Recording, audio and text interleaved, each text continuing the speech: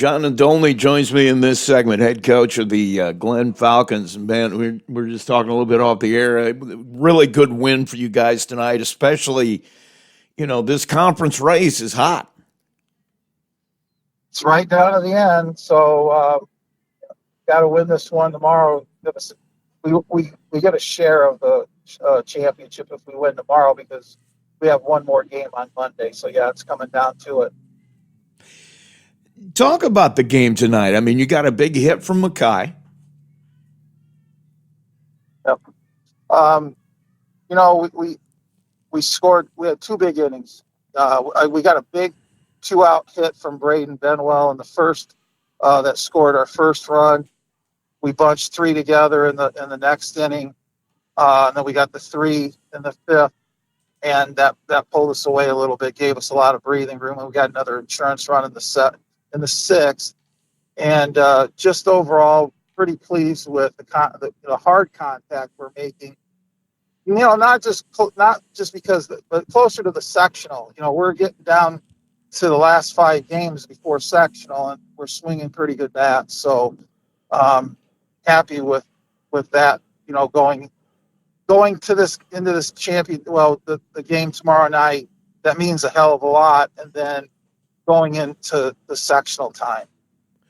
I mentioned Mackay hit the home run for you tonight, but that's a guy who had a slow start for you, and he is red hot at exactly the right time. He's almost at 400 at his batting average. I mean, he's having a good year. Yeah, it's tale of two cities. He just came out. He was in bed for about a day and a half. He was sicker than heck. And we've been sharing the flu or whatever it is that's going around, and he got it, and you never know. He was in bed for last day and a half because he swung the bat pretty well tonight. He just missed his first at bat. He put one up against the fence. He just missed it. So he came out. He's been hot the last 10, 12 games for us. And you mentioned Benwell earlier too. I mean, my God, 20 RBI. He's hitting almost 500. What a year for him as a senior. Yeah, and him and Gavin Bowman. Gavin Bowman started very slow, and he's picked up around right around 300 or whatever it is. But he's been hitting the ball really hard, getting on base, stealing bases. So both of those seniors have been playing very well for us right now, and it's good to see when you get seniors that are leading on the field, leading off the field. And I always look at doubles too. And, Bowman's got 4 of them. Mackay's got 7.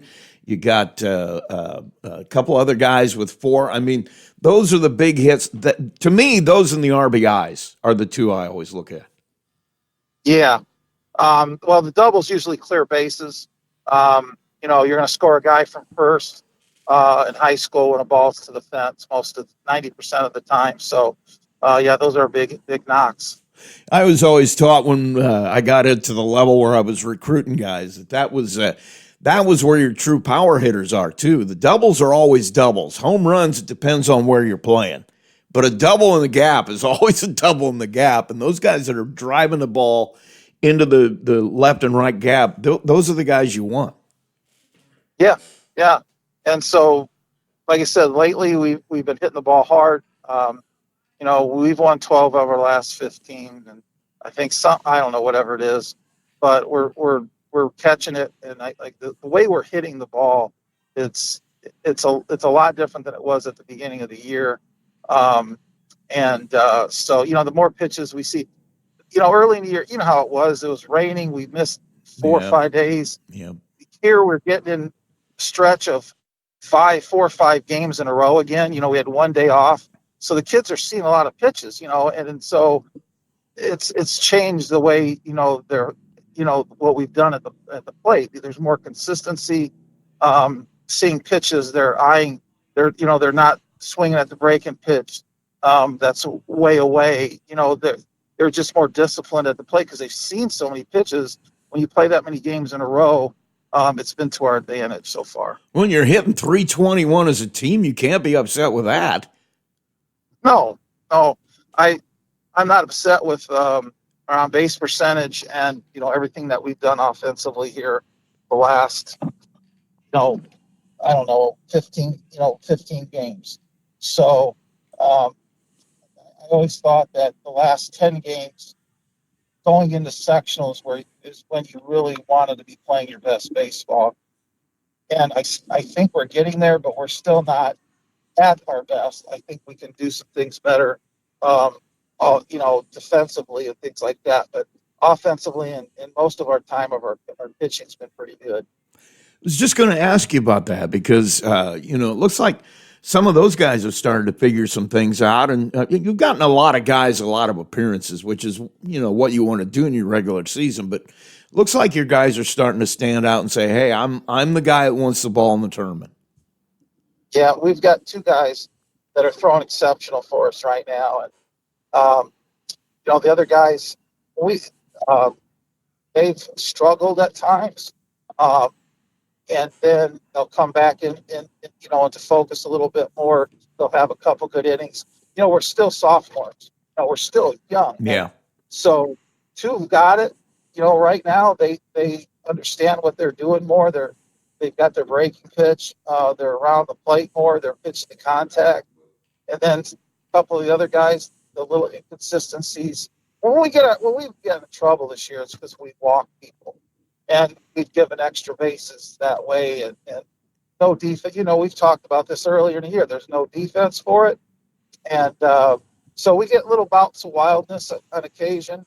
But for the most part, our kids have done a really nice job this year. I was going to say, you mentioned that they're sophomores. I mean, Cole Hamill is having a heck of a year for you, and then the other guy I'm looking at is Trop. I saw both of them pitch, or I saw Trop pitch the last time we had you guys on the air, and he looked good to me.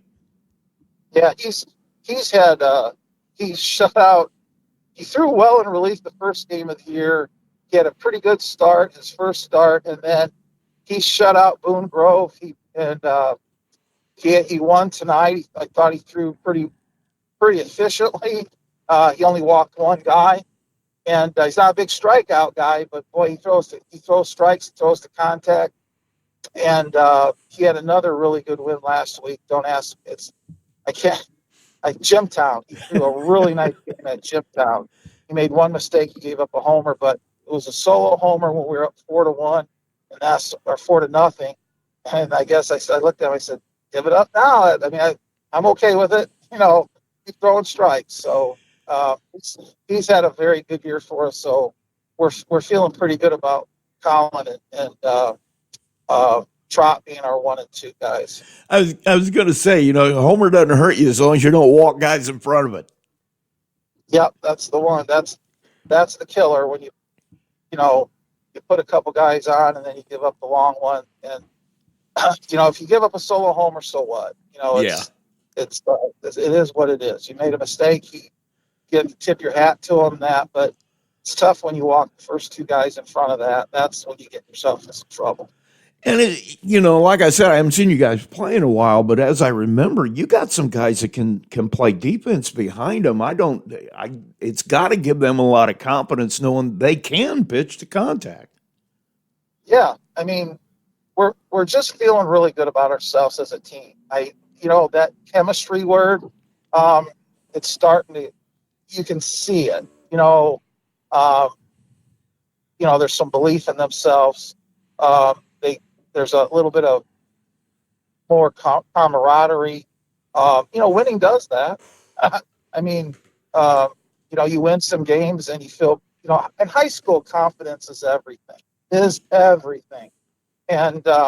we've got it. Right now, we're feeling pretty good. We're not overly big-headed, but we're feeling pretty good about our ability to go out and play baseball and win games.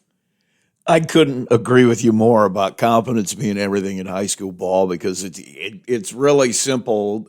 If you don't believe it is going to happen, it most certainly isn't going to happen. And, it looks like you guys have that. You've got that belief in yourself. Yeah. And, a team that's a little or is not as talented can do a lot of things with confidence. Yeah. And they can beat some teams that or better than them. Not giving up and not giving up at bats, fighting in the box, with two strikes, whatever, make the guy work a little harder till you get your pitch, and just believing, that's, you don't have a lot of that sometimes with kids, and in high school, it is everything. It is really everything with confidence that they believe they can do it, man. And you got a pretty good chance to win, or you're going to sure compete to win. Well, and you come into that a little bit too. I mean, fundamentals. If you can fundamentally play a solid game and have that confidence, it's hard to beat a team like that. Yeah, I totally agree. And so we're there. I think we're there right now, and hoping we keep it going. And we've got some pretty good teams in front of us tomorrow night. And then, we play Northwood, Ileana Christian, New Prairie here coming up. Wheeler's got a pretty good record. We've got some pretty good teams. Two of those teams are rated, and so we're hoping that, like I said, sectionals are coming up, and you want to be playing your best ball, and I'm hoping we continue to keep doing that. I was going to say, we when we talked earlier in the year, I mean, I got the feeling you felt like it could be this kind of a year. Did you envision this at all? That you were really going to be this solid as you got to this point? I thought if we pitched, I thought we had a chance to be pretty good. I, just we wanted to be better. We made strides at the end of last year, and I thought, man, this team has we still have the ceiling. We haven't touched it yet. And so we're showing that we can elevate our game. We're doing it. But I still think we still have we still can get better at certain things. I will never let them feel so good about themselves that, you know what I'm saying? Yeah. You gotta guard against that. Yeah. But, we are playing way better than we did last year. And you're doing it with a lot of young guys too. A lot of sophomores are mixed in there. I mean, this speaks well for the coming year. Well for you for the coming years. Maybe not people on your schedule, but looks like this is going to be a while. Yeah, our catcher, our number 9 hitter, has turned our lineup over. I don't know how many times this year. He's a 125-pound catcher, sophomore, and you look at him at the plate and you think, man, this kid's an easy out. He almost walks. He had 2 hits tonight, laid down a beautiful bunt that they made a mistake on, and he turned the lineup. He turns the lineup over, and Mackay's sitting there, and it's stuff like that. It's awesome. Yeah. It's been awesome to see. And then Mackay hits a 3-run homer. He's done. I don't know what his on base percentage. I don't really care looking at a lot of stats so much, but he's done a wonderful job in that 9th hole for us. And giving us a chance offensively. That there's Bowman, who's hot, and he gets on base in front of him, keeps an inning alive with 2 outs, and there's trouble for the other team. Yeah. If we pick out that right pitch, those 2 guys have been doing it lately. Tell me a little bit about Bremen. Obviously, you got them again, and this is why we're talking. We've got your game tonight, or actually it'd be tomorrow night. We're talking the night before. What do you see in them? Because they've had, watching this come together, that looked like 2 teams in the same spot that were going to meet up with each other, and it's going to be a good one. Yeah, I tell you what, I was on Max Preps. I looked at something today. You got about 2 teams about evenly matched statistically. I mean, like how many runs we score per inning, our on-base percentage average, it's about as even as you could get with 2 teams. And they make really good contact. They run pretty well. They do some really good things. And cannot walk them. You cannot make mistakes, errors to prolong innings with them because they don't strike out a lot. And so, they're going to put the ball in play and they're going to get some hits.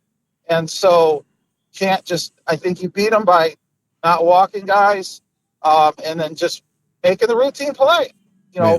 And so, but they're good contact. They bunted the ball well tonight. And that's kind of their game. They'll try and make some mistakes that way. They're very confident in that. But I think if you just don't give them extra outs, you can put them in a hole offensively. Well, man, good luck to you, and we will see you soon. Okay, thanks. Thanks for having me. John Nadolny, head coach at Glenn. And Bremen head coach Aaron Perch joins me, and man, it was a tough loss last night. I mean, you go on the road though, and those things happen sometimes, especially when you're playing a good team like Glenn. Yeah, I mean, we knew Glenn was a really solid team going in. They're obviously in the spot they're in because they have a good team. And after the game, I think all of our guys were pretty level-headed, and we knew we had to win one of two. And so would have loved for it to be yesterday, but ultimately, Glenn kind of got the jump on us early and then kept holding us off as we tried to rally back. And so, big picture, now you get to play a conference championship at Four Winds Field. So not too many kids get to say that about their high school baseball career. No, not too many do. And I honestly, though, last night that it hurts because you're right there at the end, and the home run late was really the big hit. Yeah, I'm kicking myself a little. Botched a bunt the batter before that. I probably should have gone out there and at least slowed the game down a little bit and talked how we wanted to pitch to Mackay for the fourth time. But hey, hindsight's 20/20 and playing the same team tonight, so obviously some adjustments will be made. But yeah, credit to them. That home run really was a bit of a dagger when it finally cleared the fence after they had a few deep flyouts to left. It's hard to get the sticks going once you're down 5 against a good pitcher like Trop. Yeah. Break it down for what did you see that you liked out of your guys last night? Oh, I mean, same thing as all year, that no matter what the situation is, you look at our dugout, you think the kids believe in the mission and in the cause. They never count themselves out. And really, Rusty, we hit a lot of balls hard. We only struck out 3 times, and kind of feel like we got batting average on balls in played a little bit yesterday. And so the kids are fairly confident. A lot of those hard lineouts to center and right and left are going to fall in tonight in the bigger outfield. And some of their bleeders might find gloves. So I thought we really struck the ball well and we're ready to hit and ready to play. And just a couple bounces didn't go our way. Well, I'm looking at your stats too. And I mean, you're hitting the ball. Let's just put that mildly. 346 for a team. That is gaudy. Yeah, I mean, Zach Rouch, JJ Sensaluski, they've been hitting barrels for the last month and a half now. And we know we're facing a good pitcher tonight, but, I feel like we've hit good pitching well all year. And so, talking to the guys at school, you get the sense they're excited for the challenge and to kind of flip the narrative after yesterday. And so, yeah, it's going to come down to a few more clutch hits when we need them and keeping Glenn off the board late. I think the thing that I always look at the most too, though, is RBIs, and you got a ton of guys in double figures on that. That's huge. Yeah, I think it kind of goes back to putting the ball in play. We've taken pride in not striking out and just being tough outs, especially when the count, you fall behind in the count. And so there's a couple spots yesterday, I had runner on second, less than 2 outs. You'd like to get a ball in play, hit behind him, move the guy along, and guys know that, and they know the approach they need to have to get that done. But yeah, it's definitely been an all hands on deck approach to driving them in. You look at these two teams. I mean, statistically, the teams, common opponents, things like that. I mean, you're very, very similar teams. They hit the ball extremely well. They've got a couple of guys who can really pitch. I mean, it looks like almost a mirror image. Yeah, wish you're playing a full 7-game set or something like Major League Baseball playoffs, right? It would make for some good baseball. But, like I said, both of us are in the spot we're in because we've taken care of business to this point. And, yeah, you look at Glenn's schedule, they've definitely handled the same opponents we have. Both of us have had a couple scares in there throughout, but that's high school baseball. So that's what I told the guys last night. It's all kind of come together here, and this is what you play for, what you ask for, playing another good team that's hungry to take something from you, and you got to go and win it for yourself. Talk about your pitching a little bit. I mean, once again, you've had a lot of guys that you've sent out there, got a lot of appearances for them, which that's part of the season before you get to the tournament. But looks like you've got a couple of guys who are really saying, "Hey, I'm your one, I'm your two." I mean, they've really stepped up. Yeah, we threw a Casey Tunn last night, and he's been the one throughout this conference slate. And a little shaky start, but once he settled in the third and fourth and started spotting his off speed better, thought he really settled in. Like I said, that fifth inning when started to get some traffic, maybe I should have made the change then. But flip side is we're locked and loaded tonight. We got a couple lefties, JJ Senslewski ready to go. Dave Montesmith kind of emerged as our three. Then behind him, Zach Buskowitz and Maddox Hickman and Aiden Alvarado all can give us innings on the mound too. So no shortage of guys that have had the experience, just a matter of who's going to seize the opportunity and mow them down tonight, get some outs. Yeah, I love left-handers. It's always good to have a couple of lefties. Yes, sir. We got kind of your classic crafty guy and then more of a fastball changeup guy. So we'll see if that contrast plays at all. It's funny to me, the guys you just mentioned, other than, Alvarado, Alvarado's a sophomore. I mean, all those guys are underclassmen except Buskevich.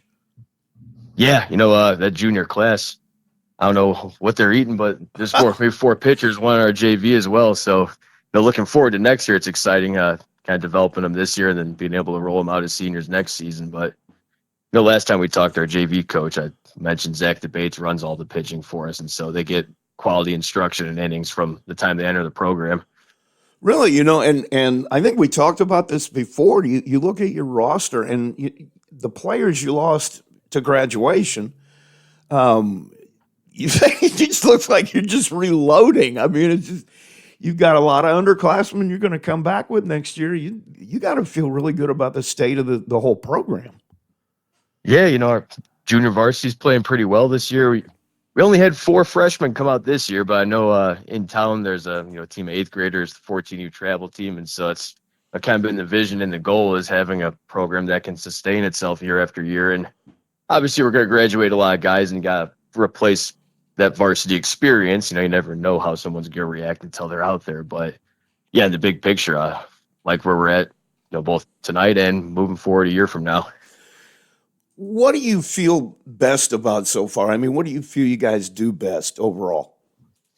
I think we have a lot of ball players on our team, which, a bigger school hearing that would say, I hope you have ball players on your baseball team. But I think anybody who's coached at a smaller school, 2A, 1A, like to have 20, 25 kids that are truly baseball players that love the game and love, not just playing the game, but surrounding themselves with Major League Baseball and just I see them watching games on their computers at school. And so I think we have kids that genuinely love baseball and look forward to the spring sports season. And I mean, everyone knows this season's a real grind. You're playing day after day and coming off a loss last night, you have your biggest game of the year the next day, and kids that embrace that and don't really run from that. And so maybe it's a cliche answer, but just the number of true baseball players at all levels of the program we have, you could see their love for the game and the way they play. You make a good point, though. I mean, I've been around this game a long, long time, and it seems like 2A is a tough class. You're getting beat on by the big guys, and then it's a tough class for baseball. Yeah, you got your target on your back against the smaller 1As, and then you got to fill out the schedule, play some other big dogs, and really play a little bit of everyone. You don't get a ton of even matchups like you got tonight against Glenn. Yeah, I don't know why it just hit me. It's like, that is a tough class to be in. But, if you can get a program going, it ends up being like what you guys got over there. Yeah, that's really exciting. And you hope it sustains itself year after year. And not worry about that Saturday morning, though, because these guys have really earned the opportunity tonight. Some of them have been working out since August in the weight room and showed up to every limited contact once we started that up in the winter. And so I try to tell them, you've earned this chance tonight, and it's great for your career and our program as a whole. Let's go take advantage. And it's funny. I know early on, I think everybody was feeling a little bit sorry for you guys. You were 4 weeks into the season before you got to play, or something ridiculous. I mean, but you hit the ground running. I mean, there was no lull or let's ease into this. I mean, you guys went right after it. Yeah, in those first couple weeks, I think you made the point. We're really hitting the ball and running the bases well. We're sitting here now, first back-to-back losses. So, uh, see how they bounce back from that on the big stage tonight. And the nature of the game, there's ups and downs, and so you get hot, you cool off, you get hot again. Never know when it's going to come, and hopefully we're in a good spot here. How do you feel about where you're at right now? Because you're right into the meat. I mean, obviously tonight's for pretty much everything in the conference. You've got sectional coming up. How do you feel about where you're at? It's still sitting with the record we do, and every game we've played, we've been pretty competitive in. So in the big picture, like to think we could take on anybody and give them a competitive game and play our style of ball, and that'll serve us well. I guess at the more micro level, where we got to improve a little bit with runners in scoring position, moving them along, keeping the chain mentality. That really, really served us well early in the year. Everyone was doing great situational hitting. Really can't fall into that trap where you're just counting on 2 or 3 guys to be the producers. Need everybody kind of pulling the rope together. And so the situational hitting's got to improve a little bit, and our pitchers are still learning the hard way, especially after the offense does get runs in. We just cannot be giving free base runners up. Against South Central on Tuesday, I think we had 11 walks and 3 hit by pitches. And so ultimately, those always seem to come in at a higher rate, those leadoff walks and hit by pitches. So I'd say those are the 2 areas of improvement in the short term, but in the big picture, couldn't have asked for a better season for these guys as a whole. Talk about the team you're playing tonight. You've had a chance to see them play once. I mean, break them down for us. A little scouting report on Glenn. Yeah, yesterday they came ready to hit, especially that top third of their lineup, put a ton of balls in play, were ready to hit the fastball. And we understand they got really good pitching. I feel like it's kind of been their bread and butter. We're going to see a great arm tonight. And said earlier, our guys are excited for that challenge. It's not something they're going to back away from. But I think Glenn really does a nice job attacking the zone with their pitchers, and offensively kind of in the same spirit where they're going to have traffic on the bags and keep it moving around and keep you on your toes. They caught us for the first and third play yesterday with great base runner on third base. And so really challenging the other team to be dialed in for all 21 outs and locked in. And we understand that they also, 1 through 9 are all threatening hitters that are going to challenge you on defense. They're not just going to give you free outs.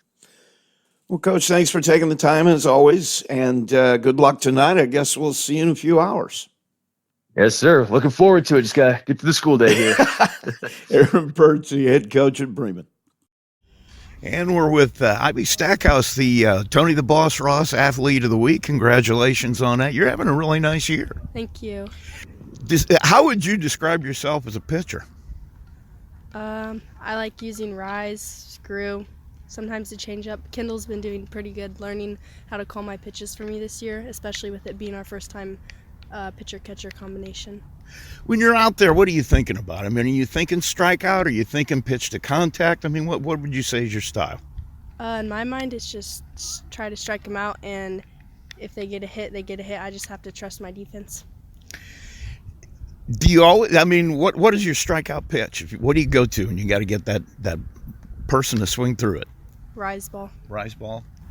How long did it take you to learn the different pitches? I mean, you seem to be pretty solid at everything you do. I mean, how long did it take you to get to the point where you feel pretty comfortable now?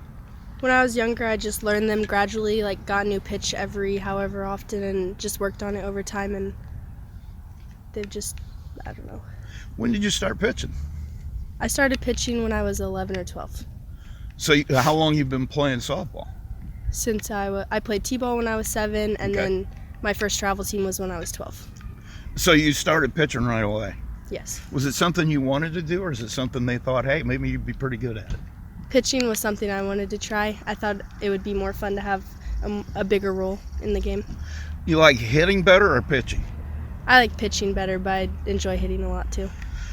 Talk about your hitting. I mean, obviously you're having a good year at the plate as well. I mean, what's your approach? When you go up there, what are you thinking about? Honestly, I just think about hit the ball. I don't really have anything going through my head. I just hit the ball. Just look for a strike and hit it? Yeah. You hit leadoff, correct? Yes. Is that your favorite spot in the order?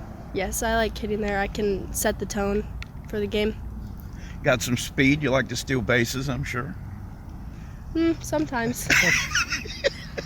What's your favorite position in the field? Pitcher. What started you playing softball? I mean, what about it was that attracted you? It was just a competitive game. I like that it's not as like contact. It's more it's kind of a mind game too, which I like putting pressure on myself in situations. So I think that's what I enjoy about it. Well, you mentioned mind game. I mean, that's kind of what's going on between you and the hitter, isn't it? Mhm. What do you try to make them think? Just keep them guessing. I just put spin on the ball. Make them hit what you pitch. Yes. Talk about your family a little bit. Obviously, you've got brothers and sisters. You've got a mom and dad. What are their names? My mom and dad are Rachel and Kyle, and then I have an older sister, Ava. She plays at Indiana Wesleyan University. She's a catcher. And then my younger brother, he's a freshman at Argus. He plays a few sports. And then another sister in 7th grade, her name's Anya, and then a 7-year-old sister named Ulysses. And I'm sure you guys all grew up playing ball. Yep. Was there ever any competition in the backyard over who was going to hit the ball harder? Yeah, we liked playing kickball outside when we were younger, or we just go out in the front yard and divide ourselves on teams and play softball. Sounds like you had enough to have a couple of teams. Mm-hmm. And you actually got to play softball. See, in my neighborhood, we were in a neighborhood, we hit softballs around, we'd have been breaking windows all over the place. You had room? Yeah, we hit it across the road a few times, almost hit a couple cars, but Don't you get extra points for hitting a car? extra bases maybe. Yeah, there you go. Talk about school a little bit. Do you have a favorite subject? It's all right if you don't. I take the entrepreneurship CTE Oh, okay. with Mr. Wolf at Lincoln Education Center, and I like that class a lot. What about it do you like the most? We've learned how to start our own business, so I've done some floral bouquets, and I do sales through that, so that's fun. So you already got a business. Yep. Wow, that's cool. Is that something that you want to do? And what do you see yourself doing when you get out of school? I want to play softball in college and major in exercise science, and then that flower business can be something I can just fall back on if I need to, because I know the ins and outs of it kind of now. You kind of want to stay involved with the athletic side of things. Yes. Then. Have you thought about where you might want to go to college? I'm looking at NAIA. I Okay. would say a private Christian school is where I want to go. Anyone in particular that you're kind of interested in? Grace College, Hope College up in Michigan. Maybe Indiana Wesleyan's on there. I'm not sure yet. My nephew went to Grace. He had a really good experience. He was a track athlete. Grace seems to be one everybody's talking about now. Have you been to visit? I've gone on a visit there, yes. And how'd you like it? I liked it a lot. I like the community around it. I like the Winona Lake beside it, so. No predictions for specifics, but I mean, what are you guys' goals as you go through here to the end? What do you want to see at the end of the year as a successful year? I would say clean plays in the infield and outfield, and we've been hitting the ball pretty well, so just getting our defense up to where it should be, and I think we're a pretty good team. Well, thanks for letting us get to know you. Thank you. Yeah, with us in this segment, Rick Stiles, the head track coach at Plymouth High School for the girls. And man, I had to get a hold of you. I don't know whether to be really happy for you or condolences. You're 1 point away from a perfect season. I can't believe how that must feel. There's mixed emotions, of course. I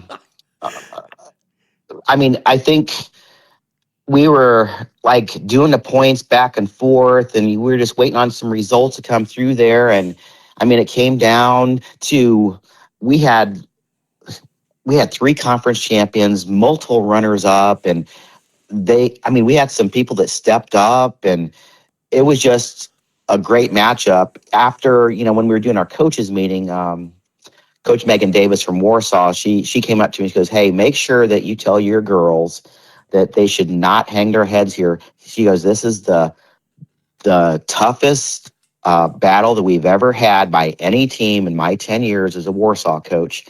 And that kind of made it feel better. But like you were saying, Rusty, it's to come 1 point within that a perfect season and getting a hoist that trophy. It was it was mixed emotions for sure.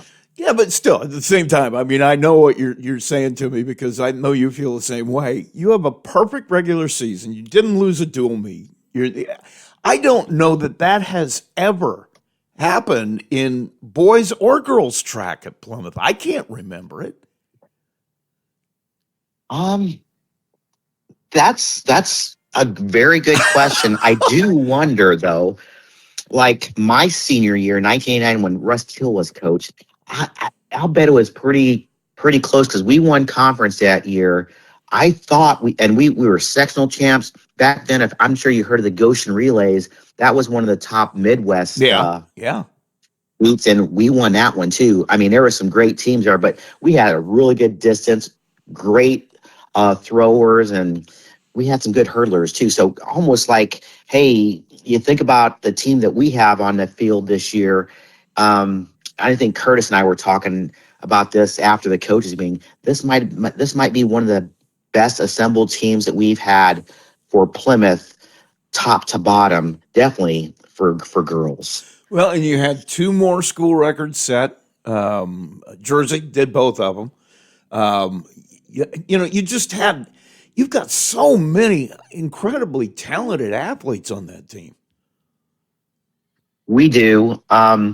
When Jersey was doing her prelims, she went over to high jump, had to go bouncing forth between two field events, and they didn't, no favors over there. We had to go all the way across the field for her to do high jump, come back all the way across the field to do long jump. And I think she was like 16, 10 and a half going into the finals there. Had to go check out, go do a prelim for the 100-meter hurdles. And she goes, Styles, I feel good tonight. Comes back over there with a long jump. And I think on her second jump, she popped the record. And when I was over there watching, I go, hey, you might want to come over here and listen to this one. And when it did, she let out a scream. Her family over there, they're doing the same. I mean, this was something when she took this on this year, it was one of her goals, and she definitely achieved it. You get no favors at Warsaw, that's for sure. Do they get 1 point for being the host? Is that how that happened? Anyway. It could be. You might want to look into that, but it's just good. With Atlanta too, seeing seniors go out that way with, succeeding the way you expected they would when they first came into the program. That's got to make you feel good. Yeah, I mean, we've talked about the leadership and just the grit and guts that our seniors have shown. It's great to see them excel, and we get to celebrate it. Definitely Alana, Jersey, they led the way right off the bat, and it was just a good start. Then we have Lauren Gertner run an incredible leg on the 4x8. We get second in that. I mean, you could just go on and on and on. Ava Lloyd, Daisy Van Meter go over there, and they both PR'd in shot put. Two more great senior leaders, and I could just go on and on and on. I mean, we were just thrilled of just the performances they gave. I wanted to bring up, too, I had a chance to stop by practice for a little bit the other night when I was interviewing Alana, and I got a chance to watch you guys work out a little bit. Okay, now we should preface this. This is a Friday workout, so I'm assuming this is a little bit lighter than the rest of the week. And I'm watching your distance people just pushing it, boys and girls, just pushing it. I didn't get a chance to go over and see the field people, but I got the feeling your distance people, your they were all really at it. And, it's got to make your life, it's got to make you feel good, number one, but it's got to make your life easier when you got athletes that are going to push themselves that hard. Yeah, Curtis has done, incredible, Robbie Richards and Lauren Hall. I mean, they're there with them. I mean, when we see them run, around the track, I mean, you hear everybody saying, hey, go Vivi, go Brooklyn, go Lauren, go Freddie. I mean, with the boys and girls, I mean, together, but they had a solid workout. And then, man, you just saw Vivi double runner up 1600, 3200 to Dakota Moore, who she podiumed on the state last year in both those events, but she ran incredible. Second fastest time in the 1600. She's right on the verge of Sophie Ray's record there. So we are very thrilled. The other stuff you saw, like you say in the field events, I mean, the field events, our coaches, Coach Himes, Coach Rose, Coach Rice, they're doing great things with them. I mean, we had great PRs there. And then Catherine and Jersey came over, did some fine tuning on their long jump. Corey Walters doing the pole vault. And then Jersey and Amira, they get to work with Curtis most of the time over there in high jump, but they put the work in there. And, you know, my brother with the 4x1 relays, and then Coach Omri, Coach Holly, they got 2 hurdle champions out of the conference. They've been incredible additions to the staff. So kudos to that. But you're saying, the athletes, they definitely, they love to work, and it's paid off, and you've seen the results this year. Yeah, and watching them work is really, like I said, I know that was Friday. It was probably even supposed to be a light workout. There wasn't anybody taking it lightly. They were all involved. And let me get this straight too. They were having some fun at the same time. It was obvious they enjoy what they're doing. Yeah.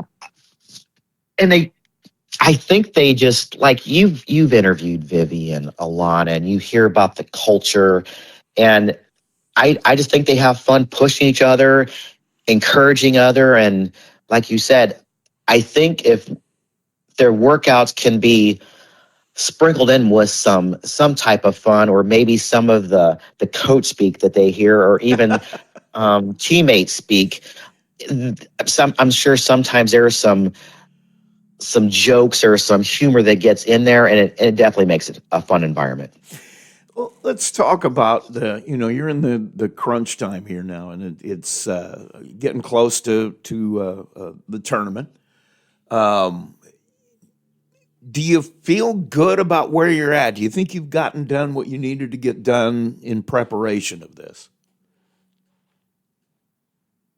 I think we're sitting very, very good. I think, we're continually peaking, and I think we're still going to see some more great times and performances as we start Tuesday at Bremen for sectionals and things. So I think us as a team, us as athletes and coaches, I think we're pretty happy where we're at. And you got a tough sectional. Let's not make any bones about that. I mean, Bremen has some great track athletes over there. They're having a good year. They're girls. You got some challenges that I'm thinking are going to be good to push your folks to be a little better. Yeah, I mean, Bremen's just so well coached. You got the Kincaid girls, the Feather, that do their field events, and they have a great 4x4 team. And they are, when we were in school, I could definitely say when we went up against Bremen, we knew we were going to get a battle. Yeah. And I think the same way, their coaches have set their girls up to have great postseasons, and they will definitely, we're looking forward to going against them, seeing Northwood again, seeing Culver Academies, Whitco and Manchester. They do have some really good individuals. North Miami's got a really solid thrower. So I think our sectional, you're going to see some really good performances come out of there that will translate into some great regional qualifiers for sure. What do you think you guys' chances are? Do you feel good about your chance to get a sectional?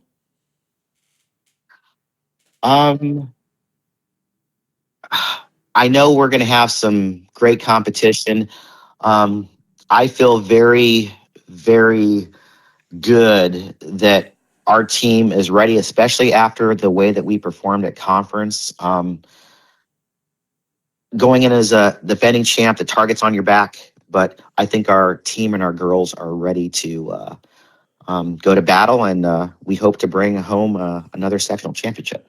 I got to feel like you've got some athletes too you think have a real shot at probably, maybe even should be looking a little deeper than that. You got some girls who looks like they may end up down at Indianapolis later this month. Yeah, I mean, not that I go around looking at rankings and stuff like that, but I think we have lots of opportunities, like you're saying, to move from sectionals, go to regionals, have some, set them up, get them ready for some great performances. We could take a nice little contingent down to the state tournament. We'd love to go down to North Central with a activity bus full of amazing student athletes. In your experience, do you feel like I know that it's the training you put in during the year is 99% of it. But do you feel like sometimes when you get into that sectional and you're facing somebody you haven't seen that they're good, your times are about do you feel like you get a better performance out of most of your girls when they're pushed that hard by another great athlete? Yeah, like definitely in the sprints, if we see like in 100, 200, definitely those athletes we haven't seen. But I would almost bet that some of our girls have been peeking at, the results and stuff and seeing that kind of thing. But I do think when they are pushed to their limits, they will rise to the occasions. And kind of maybe our motto this year that we've been preaching to the girls is, hey, focus on you, be and do your best, and that's worked out pretty good so far for us this year. It's funny. When I talked to Alana, I asked her. I said, "Do you pay any attention to who's around you?" And she, nope. I'm just focused on what I. And she, she says she runs against the race, but I gotta feel like if she knows somebody's in that race that can push her, she's gonna give you that much more effort. Yeah, I mean, the girls don't like to, number one, I think they hate to lose more than they like to win. Yeah. And I think that could be a good thing. But when they win, they definitely like to showcase their smiles and celebrate with their teammates. So, yeah, I see what you're saying for sure, Russ. Well, man, I want to thank you for taking the time. Good luck to you next week as you head into this part of the season, and good luck to your girls. And, I'm sure that you're going to have some folks we're going to want to talk about in a couple of weeks. So we'll be in touch. All right. Sounds good. Always good to be on your show, Rusty. It's Rick Stiles, the head girls track coach at Plymouth. In this segment, we're joined by Brian Hammond, the head softball coach at Plymouth, and got a big weekend coming up. Who is in your tournament this year? So we got LaVille and Griffith is coming back this year. We just added St. Joe because Culver Community had to drop with all the rain earlier in the season. Schedules are getting backed up, so they had to make up a conference game on Saturday, and so but we found St. Joe, and so it's a tough tourney. I guess a lot of teams are probably trying to make those things up as you come in here. Yeah, I mean, there's a lot of teams that are squeezing 6-7 games out in these last 6-7 game days of the season. I know we had an offer to play New Prairie on this upcoming Tuesday, but with the spot that we're in the conference and not wanting to play 6 games in 6 days, we declined, even though we have room on our schedule. It's not a game that I definitely want to play them. I mean, they're a good team and they'll help us prepare for sectionals, but you get to those fatigue late in the season, and that Ridge game's real big on Wednesday. We want to be fresh for that, so we're putting some emphasis on trying to finish strong in the NLC. I was going to say, you get the conference schedule becomes something. I mean, I know back in the days when I was coaching baseball, how you handle your pitching on the weekend when you got a conference game on Monday, and you're in that same situation.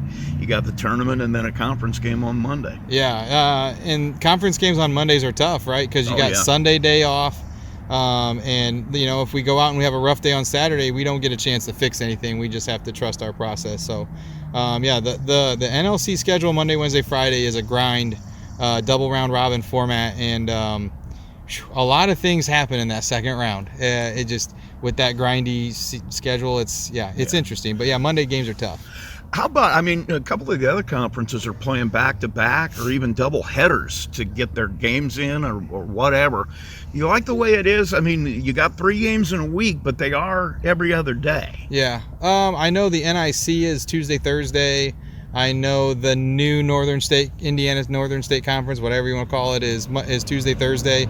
I understand that. I feel like that'd be tougher to handle that schedule, just because you're trying to squeeze a game in on Monday or Wednesday or Friday, but it's actually tough. Like if we don't play them before our conference starts, their conference starts, you're not getting those games in, Right. because they're playing on the opposite days we are. But yeah, it's a love-hate relationship with that schedule, to be honest with you. Well, you pretty much have to have 2 pitchers. Yeah, no, you do. And some teams are going at it with one. I know Goshen last night, they've thrown their pitcher almost every game. That's a conference game. And, so it is nice that it's Monday, Wednesday, Friday. You do get a day off. So if you do have one pitcher, it can be done, but you really have to monitor the amount of pitches she's throwing every day, because you just don't want her arm to fall off. Well, especially at this point in the year. I mean, you got tournament around the corner too. Yeah, and we're starting to, we got the sectional draw, and we're starting to strategize for that.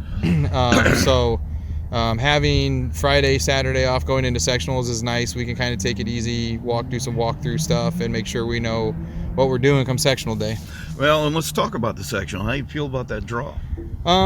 Yeah, I feel good about the draw. I wish Marion and Glenn would switch spots, but it's never an easy draw. You got to beat one of them. They're both having great seasons. Even Marion could surprise somebody. They're no slouch.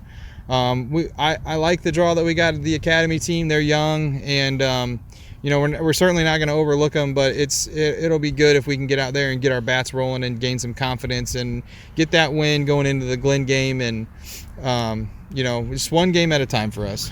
And this is kind of interesting. For the last 2 years, it's pretty much you and Glenn, and who's going to take this. I mean, it's really kind of becoming a nice little rivalry. Yeah, so we got them early in the season last year. We scored like 4 or 5 in the 7th inning to come back, win that game 7-2, and they came back. And I knew they'd be ready for us in sectional. I liked the draw that we had last year. It didn't matter who we drew, St. Joe or Glenn. We knew we were gonna have a tough game. But I told the coach after the game last year when he beat us, I said, I figure whoever won our game was winning the sectional. But I'll say this, St. Joe, definitely not looking over. They've got a lot of speed on the bases from my understanding. They play sharp defense, the pitcher's hittable, but they make every play behind her. So you're going to have to play good to beat St. Joe. I mean, they played Logansport real tight, and Logansport's ranked number 1 in 3A. So we definitely have a tough test. If we can get out of that, I feel really good about our chances moving forward. Let's talk about your team a little bit. I mean, you've got some people that are really having seasons, especially at the plate. Yeah, it's making my life difficult, because if we don't find a way to win these conference games and we fall down the rankings a little bit, it makes my life difficult to choose. We got to figure out who's getting all conference and stuff. But yeah, I mean, all the way up and down the lineup, we've definitely had some girls coming on strong. Kylie Waldrop's been a nice surprise. She had a clutch 2-out double last night to get the win. As you saw, cleared the bases, 2 outs, 2 strikes, and she rips one in the gap. I mean, as a freshman, just ice in her veins as far as that goes. I mean, her mom's up there shaking her boots, and Kylie's down there cool as a cucumber. So, but Ivy, Lily, Lexi, Gracie, they're gonna do their thing. Chloe Horton, if you kind of pick and choose stats like Game Changer lets us go in and look at the last 5 games. Chloe's had some really nice games in those 5 games offensively for us. Defensively, she's really come on strong in the outfield, and the ball gets hit in the air to the outfield and center field. I don't even look. I'm ready for the next play. Like, she's going to get that ball. Riley Eisman, as a senior this year, she's been doing the DP thing for us. But again, if you look at the last 6 or 7 games, there was one game where I didn't have her hit, and then I brought her back to the DP spot. And ever since that moment, her and I had a little talk. She's made 2 outs in like 6 or 7 games. So she's doing her thing, whether it be a walk or a hit. She's moving base runners, and she's getting on base, and she's doing what she's supposed to do. So, we solidify that 7 hole. That's kind of been a little bugaboo for us. Yeah, I feel really good about our chances. Well, you mentioned Waldrop. She has been red hot the last week or so. I mean, was having a good year Yeah. before, but she has been She on fire. was batting like 360, and now she's batting like 430. So she's kind of moved up over Kendall and Lexi, and to be honest, Kendall, now that I say her name, she hits in the 9 hole. She's really comfortable with hitting in the 9 hole. She likes that spot. She feels confident in that spot, but she does kind of get forgotten about down there, and not by us so much as maybe by other teams. They think, oh, we got 7, 8, 9, but really Kendall's not like your typical 9 hitter. We have her down there because it lets us sandwich more of our big hitters together, and that's something we kind of decided to do. We didn't get too fancy with our lineup. We just went power, and we're going to hit it down your throats, and then we come back and play a little small ball and try to keep them guessing. And even those power hitters can play small ball. So I mean, we just try to keep them guessing the best we can. I was going to say with her, it's that best of both worlds, because she's hitting over 300. I mean, number 9 hitter hitting over, but she's going to be on base when you turn that order over with the big hitters at the top. I mean, that's a perfect 9-hole hitter. Yeah, it is. It works out really well, and we've even rolled to the top with 2 outs where Kendall will come up and get a big 2-out hit, and then it's just boom, boom, boom, boom, and the next thing you know, the other team's like, what just happened, because it only takes 1 pitch for our hitters to drive that ball, and if a pitcher makes mistakes, 8 out of 10 times, we're probably going to make them pay for it. So it's been so fun this year with all that offense that we've been generating. I looked at last year, we scored 137 runs last year in a full season, and we're already, I looked, we were like 162 before Monday night's game. So we are scoring a bunch of runs, so which is good because sometimes our defense gets a little shaky. Now let me ask you this, because I know that you like to run the bases, you like to put pressure on people. You really haven't had to do that much this year. I mean, it's not been needed to win a game for the most part. I mean, do you feel like you can do that now as you're getting into the tournament, and you're probably going to need to win some games? Yeah, we still practice bunts all the time, and we get tricky with it. I mean, we've had some games where we've won off a small ball. The first time we played Goshen, we bunted them to death. And then we came out and I was like, well, we'll just go to that. And they covered it very well last night. So that was one of the reasons why we didn't put, as many runs on the board this time. And we hit a lot of balls right at them. But small ball is not something I'm worried about. When you talk about Ivy, Lily, and Gracie up top are really fast and are really good bunters as well. Earlier in the season, Lily hit a big nasty triple. And the next time, you see them kind of make that shift into that triple, and I had her lay down a bunt. So I can keep them guessing with whoever, but yeah, we've had the lead where we haven't had to do that as much. So when we get into a tight game, I know we can scratch them off, and we'll be okay. We'll be able to generate. I was going to say, I mean, when you got a lead, you don't want to run yourself out of an inning or something like that. But I mean, it would be hard for me to stand down there and say, I'd really like to see her steal a base here, but do the thing that's best for the game. Yeah. No, we have been aggressive stealing bases. Wally and I talk about it in games when we're watching that catcher throw down, and we started to get more aggressive with it as the game progressed last night. So stealing and bunting and stealing, and that's in my back pocket all the time. I once learned from a great coach, if you don't know who he is Derek Hicks up at New Prairie. He has a state championship ring. He always says you apply pressure until they crack, and I learned that from him early on in my coaching career. I really, he's kind of one of my mentors and influencers, like who I look to when I have questions and coaching and stuff. And yeah, so I like to apply pressure, and man, once you if you can get them to make an error, and you can just make that snowball turn into an avalanche. And then you're hitting on a good point there too. It's mentally, it gets to you. Guys running up the line as fast as they can, no matter what, makes the infielder realize if I bobble this at all, they're going to be safe. I mean, it puts a lot of pressure on a defense. Yeah, we talk about fake tagging up all the time, like on shallow fly balls, and I've really been trying to get the girls to do it. Come back and even if it's shallow, if they miss it, you're still going to make it. Right. But if they catch it, like take 4, 5, 6 steps down the line as hard as you can, draw that throw, and if they throw it, maybe if it was a base hit, we get second base, or they throw it away and you're already halfway down the line. So, we've talked about deception a lot, and it just comes down to softball IQ. We were working on our cut force tonight, and some people are like, well, the outfielder can make the throw all the way. Why are we cutting it? I was like, well, we don't have to cut it. I said, but I want our cutoff to have their hands up in the air like they're cutting it every time. Why? We're trying to freeze that runner at first so that we're not giving up an extra base and a play at the plate, So we got to make them think. So, softball IQ and being deceitful sometimes is something you got to use. You've got a good situation going on the mound, too. You got a right-hander and a left-hander. Both of them can strike out 10 a game. They both are just, Ivy's probably a little bit more of a power pitcher than Gracie is, but as you go through this tournament, you have an enormous amount of options with the two of them. Yeah, we can make a switch at any time. We switched out Ivy last night. We almost never let them see our pitchers 4 times. We get into the tournament, we may not let them see them 3 times. Yeah. But for the most part, we want to work through stuff. Especially if maybe the defense is struggling behind them. Sometimes they got to get mentally tough and be like, okay, well, I'll put you on my back, strike out the next one. And for the most part, they've really done that. We've stranded a lot of runners with 1 out where they come back-to-back strikeouts and get it done. And we talked last night, and it's nice to be able to do it, right? Because they are pretty good at hitting their spots. Like when their leadoff hitter came up with runners at second and third, I said, listen, she chases high stuff. And if, she was a slapper, so if we do throw it high, there's a chance she's going to hit it in the air anyway, easy pop fly. And we did that. We got a ground ball out. And it's a luxury that I never want to lose, but I'm going to at some point. Well, you got them both for 1 more year anyway. Yeah.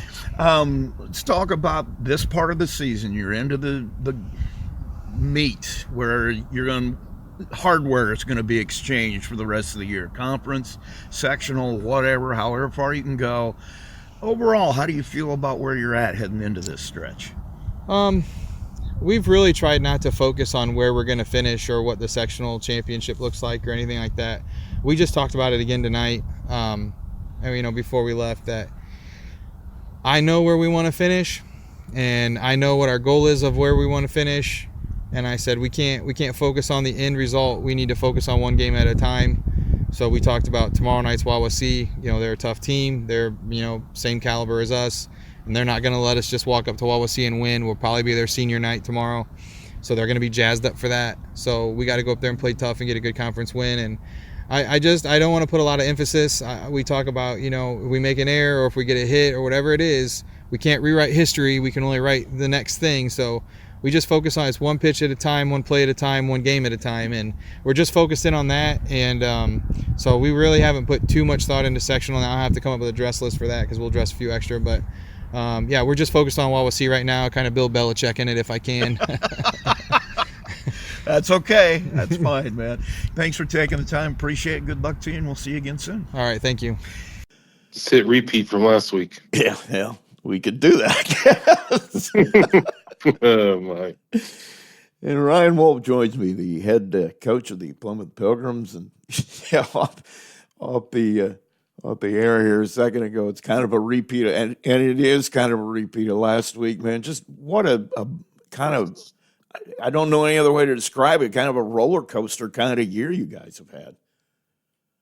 Yeah, we just we've done lots of things well, but some things not so well, and just trying to figure some things out and put a complete game together. And if we took 1 to 2 innings out of every game, we'd often be right in the game. But we really haven't scored a lot lately either, though. So we got to figure out some things offensively as well. But yeah, I think it's just at that point in the season. Obviously, things haven't went as the way that we probably anticipated, and I know many of the players didn't anticipate. But you're at a point now where you just got to find a way. It's that time of year where it's kind of can go 1 of 2 ways. We can continue on this path because you say, "Hey, I'm done. End of the year." Conference is over with, this or that, or you can say, you know what, the seniors are guaranteed only a handful of games left, and juniors and underclassmen let's do it for them. Let's pick it up wherever. I mean, what's done is done, and that was really my every day. I kind of talk about something at practice, and that was Tuesday's talk. Was what's done is done. I mean, we it is what it is. There's no going back, changing it for the good or the bad. The only thing we can do is have a little pride and say, hey, we're gonna work hard from here on out and get better. And so that's kind of where we're at. I mean, that's the choice that we have to do, myself included. And I hope that's the way it goes. You know, I think for most of us who've been around this team for the years that most of your seniors have been around for a long time, is that you're not hitting the ball better. Because, I mean, you and I both talked at the beginning of the year, we felt like that wasn't really going to be a problem, and it's turned out to be. It has. I mean, I was worried about our pitching, honestly. I thought we could hit and play defense. And maybe that's on me. I don't know. Maybe that's just something that my valuation skills aren't where they should be.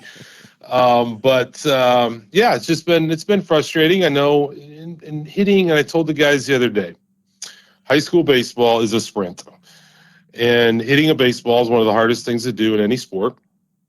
And when things don't go well, you start to doubt, and by the time you blink, you now have had 30 at-bats in 2 weeks, and you think you can't hit anymore. And then we got to keep playing. Not easy.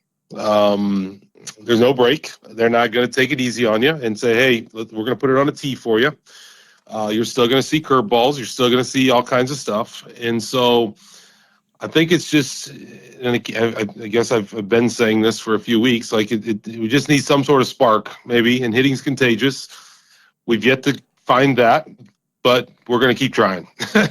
And it's not like we don't hit in practice. It's not like we don't talk approach. Our practice today, it's exactly what we're going to talk more about, is just our approaches at the plate. And so, yeah, I think we just got to kind of find a way to can continue to get better and have good approaches and help each other out. I know on Tuesday, all we did was bunt. Now we played Goshen on Wednesday. Obviously, the game has to go a certain way for us to bunt. When you get down 5 or more to nothing, bunting doesn't make a whole lot of sense. No. So we got to just, find a way to put the ball in play. We didn't strike out much on Wednesday. It's a talk that we've had a lot of just making it hard on them, putting the ball in play.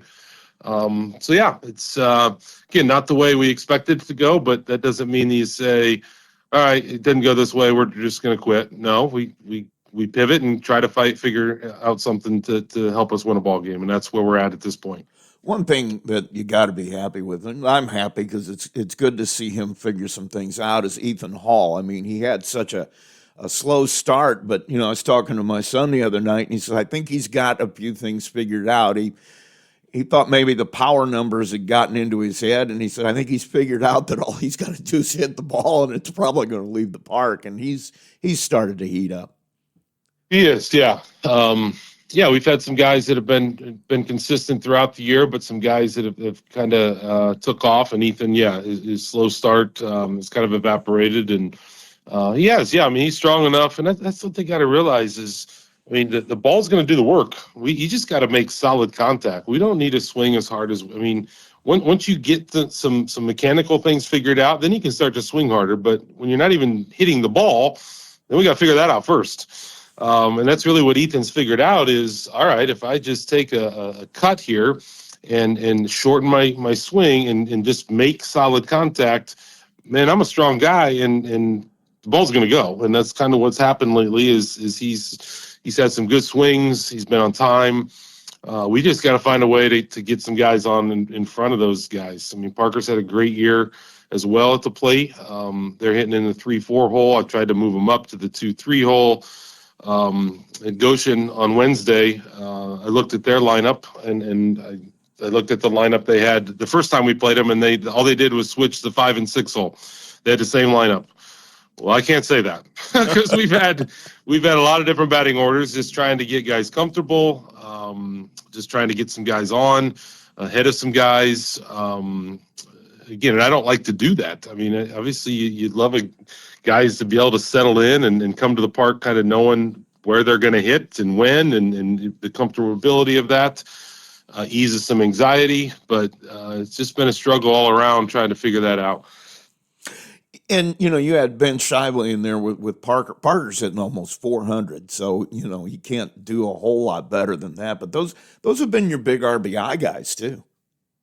Yeah. I mean, we haven't had a whole lot of opportunities to score, but when we have, it seems that those guys are driving them in. So, yeah, it's just a matter of just trying to lengthen the batting order a little bit.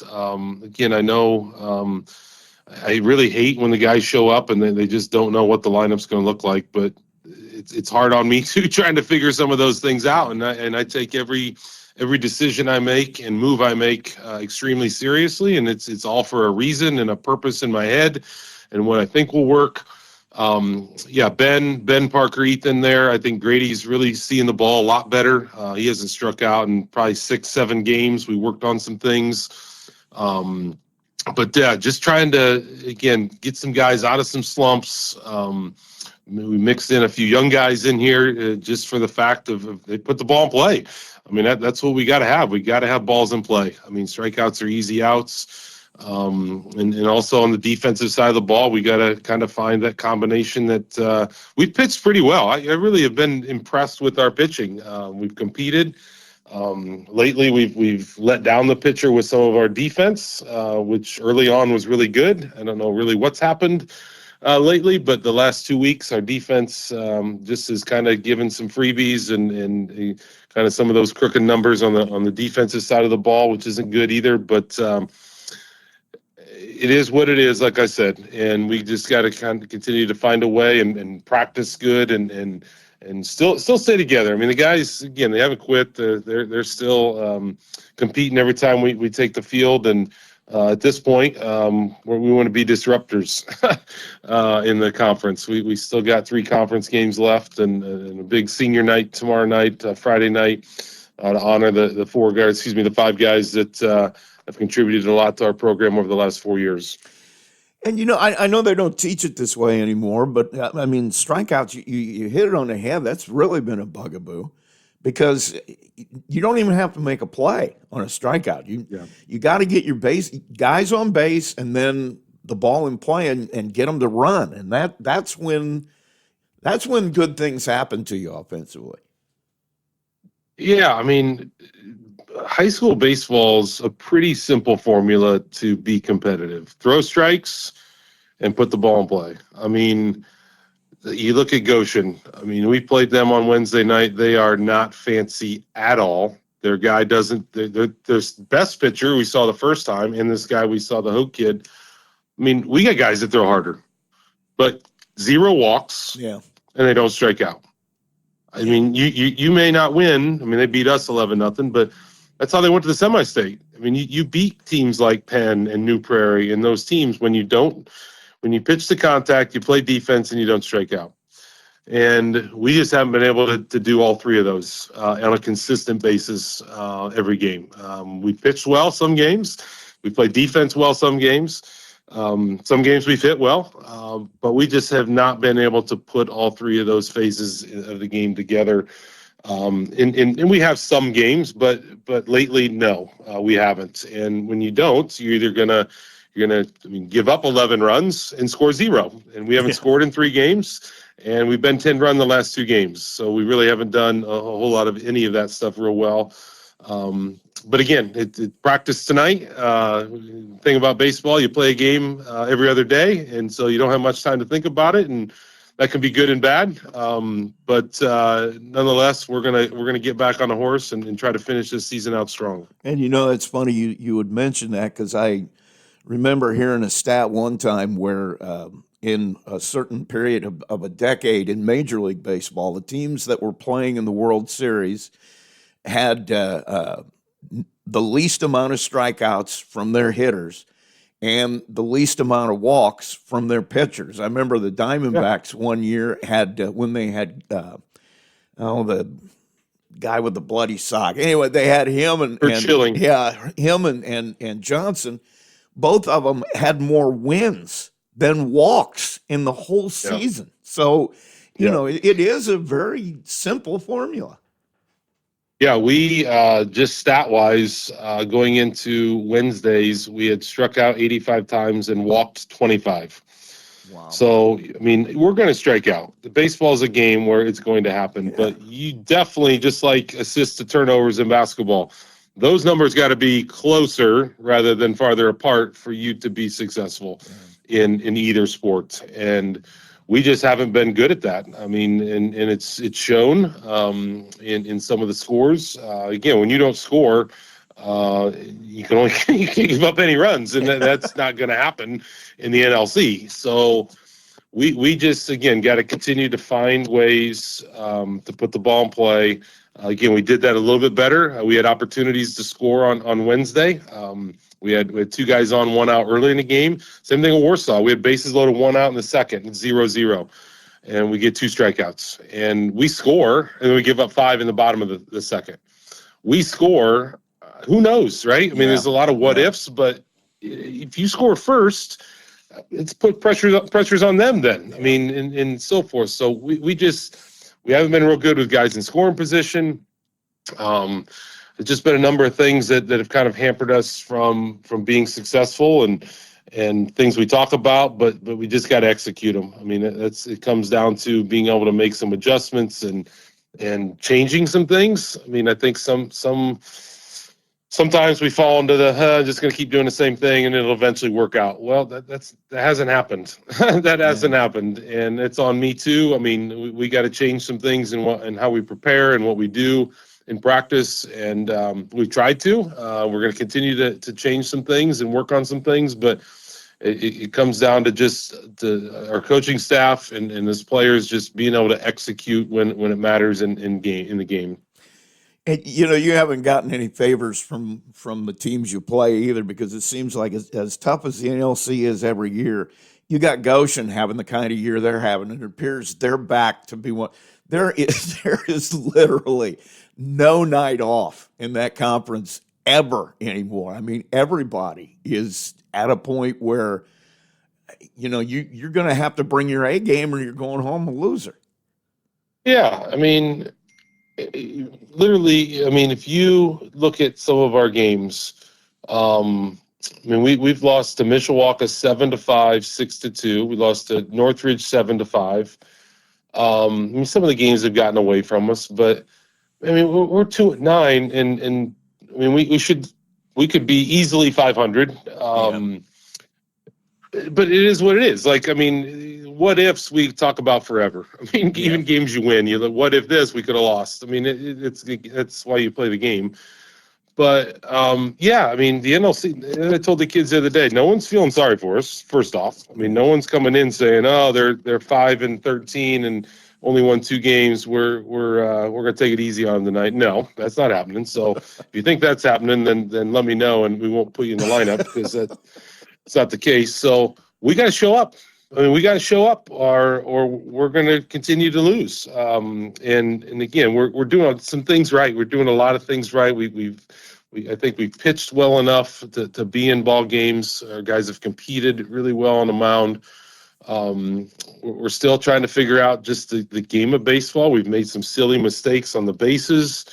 And I challenge the kids to watch the game. Like, I mean, that's just maybe been the most frustrating part is just watching other teams. Like, okay, Goshen's good. Well, their pitcher on Wednesday night, every time he got the ball, he's ready to throw again. I mean, he's not worried about anything, but attacking the hitter and having some tempo and working fast keeps everyone engaged. And just some things like that, like be aware of what good teams do and emulate what they do. Try to do what they do. And so, I don't know. It's just, again, not been what we thought, but that doesn't mean that we say, all right, we throw in the towel. We continue to work and get better and prepare for hopefully playing our best ball here in a couple weeks. Well, man, as always, I appreciate you taking the time. Thanks for doing that. And we've got your game Wednesday against Northridge. So if I don't see you before, we'll see you then. All right. Sounds good. Appreciate it, Rusty. That is Ryan Wolf, the head coach of Plymouth. It's time to announce this week's Tony the Boss Ross Athlete of the Week, given in honor of the longtime Marshall County and Max 98.3 broadcaster who died suddenly a little over a year ago, long before his time. His legacy of dedication to the craft, his unending work ethic, especially the devotion to the athletes and coaches in this area, is never going to be matched. We try to honor that legacy each week with this award. We'll tell you who's this week's winner is right after a word from Johnson Danielson. Johnson Danielson Funeral Home has proudly served the Plymouth community since 1879. Today, our dedicated team continues a tradition of compassionate care supporting families throughout Marshall County. Whether you're planning ahead or honoring a loved one, Johnson Danielson offers a range of personalized options from burial and cremation packages to flexible pre-planning solutions and helpful planning checklists. This is Jamie Beckwith. Our experienced and caring staff are available for you 24 hours a day, ready to guide you every step of the way. Simply call 574-936-2829. To learn more about our services, visit johnson-danielson.com. Johnson Danielson Funeral Home, service beyond the expectation. And this week's winner, Culver's senior baseball player, Jonas McCune. He had a huge night against Oregon Davis, 2 home runs. First one was a 3-run shot. The second was later in the game as a solo shot. He was 4 for 4 with 4 hits, 4 runs, 5 RBIs in an 11-9 win over Oregon Davis. So that is Jonas McCune, the winner of our Tony the Boss Ross Player of the Week, and he'll receive a certificate, a history of the award, a T-shirt commemorating the achievement. He'll also be a future guest on the Saturday Morning Coaches Show. Jonas will be eligible for our Tony the Boss Ross Max 98.3 Athlete of the Year award, given actually in just a few weeks. That has a plaque and a college scholarship, compliments of Max 98.3 and Johnson Danielson Funeral Home. Tony the Boss Ross Max 98.3 Athlete of the Week is brought to you by Johnson Danielson Funeral Home in Plymouth.